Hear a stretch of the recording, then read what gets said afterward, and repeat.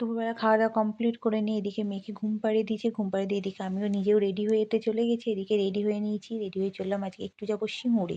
তো শপিং করতে। শপিং বলতে ওই মেয়েরই শীতের টুকিটাকি কিছু জিনিস কেনাকাটা ছিল সেগুলোই যাবো।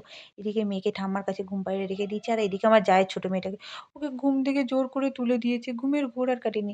দুজনকে একসাথে ঠাম্মার কাছে রেখে দেওয়া যাবে না। কারণ দুজনে সাপে নেউলে সম্পর্ক। মিনিটে, মিনিটে এদের ঝামেলা লেগে যায়। আমার শাশুড়ি সামলাতে হয়। যাই হোক আমরা চলে এসেছি প্ল্যাটফর্মে। এদিকে প্ল্যাটফর্মে দুজনে বসে, বসে ওয়েট করছিলাম ট্রেন কখন আসবে। যাই হোক ট্রেন আসার টাইম হয়ে গেছে। তারপরে সোজা চলে এলাম সিঙ্গুরের স্টাইল বাজারে।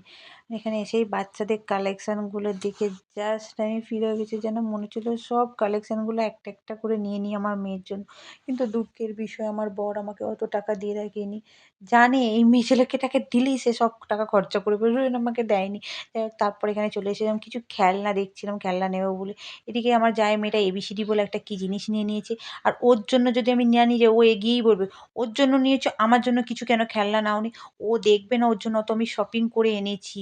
ওর জন্য অত কিছু কিনেছি। ও খেলনা কেন নিইনি ওর সেটাই মেইন ইম্পোর্টেন্ট। সেই কান্নাকাটি করবে ওই জন্য ভাবলাম কি নেবো দেখছিলাম। তারপর ওর ওর মতনই একটা সেম, সেম জিনিস নিয়ে নিয়েছিলাম।